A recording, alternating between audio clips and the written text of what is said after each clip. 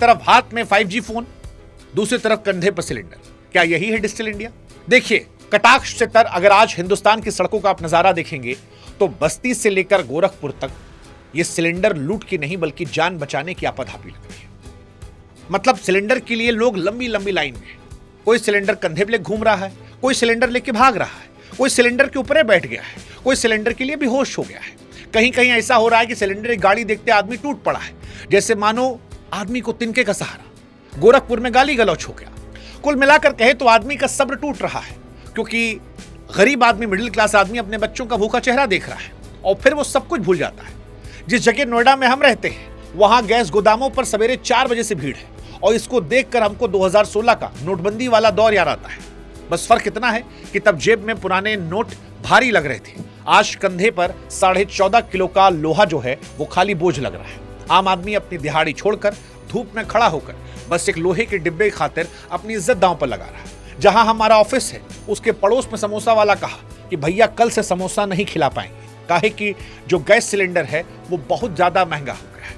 अब वो ये नहीं समझ पा रहा कि मोबाइल पर तो सिलेंडर का दाम सस्ता दिख रहा था, लेकिन पानी के लिए क्यों हफ्ता भर धक्का लगाना पड़ रहा है। क्यों ऐसा है कि ब्लैक मार्केटिंग का दौर जो है वो शुरू हो गया है। और फिर यही सवाल उठता है कि रील में जो भारत चमक रहा है, हकीकत में वो गैस गोदाम के बाहर अपनी इज्जत आबरू क्यों लुटा रहा है। और क्या ये दुनिया की हकीकत है या सिर्फ हमारी हकीकत है?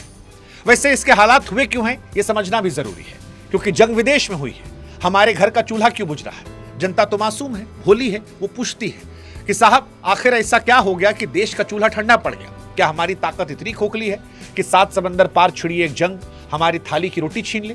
तो जवाब जो है उस समुद्री रास्ते में छिपा है, जहां ईरान और इजराइल के बीच में मिसाइलें चली।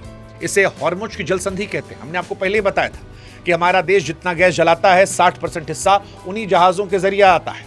अब क्योंकि ईरान वाले मसले पर हमने खुलकर स्टैंड तो लिया नहीं, अब वहां पर ईरान जो है वो अपने हिसाब से मामला टाइट कर रहा है। आज एक जहाज को ईरान ने और उड़ा दिया, कई जहाज वहां खड़े हैं।